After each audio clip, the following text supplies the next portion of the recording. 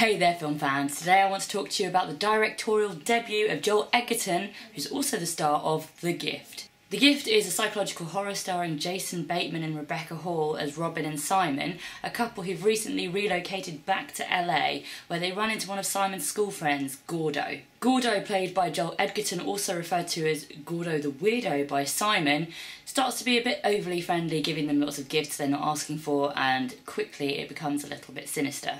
This film is made by Blumhouse, who I think of as kind of the point horror of movie production houses. They produce Insidious, Sinister, Paranormal Activity.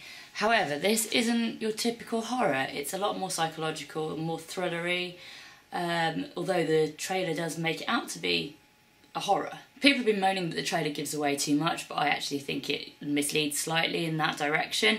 I would say the bus posters do give away too much, though. If you've seen it and you've seen the movie, you'll know why. Not very many actual horror moments throughout the movie, although there was one jump scare that made me scream so loudly that I got grabbed by the guy I was sitting next to because he screamed and panicked at my screaming.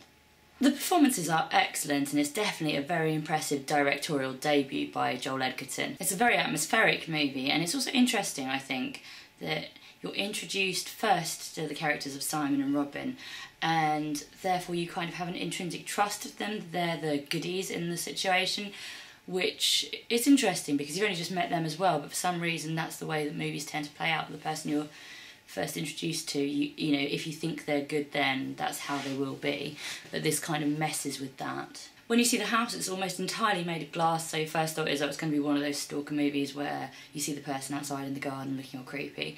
Although they kind of play with that because I don't think that shot ever actually happens, but you know, it's there in your head the whole time. It's really nice to see Jason Bateman not in a stupid comedy for a change, so he acts really well. They all are actually really good, but it's really nice just to see him try something new. The only thing that puts me off this movie, and I almost hesitate to talk about it because it is in the closing climactic section of the film, I found it quite upsetting, and it to me spoilt the entire movie. It felt out of kilter and in poor taste and demeaning to some of the character development, but you know, if you can overlook that, it is a really impressive film. But have you seen the movie, and what did you think? Did you have the same problems with the end of it as I did?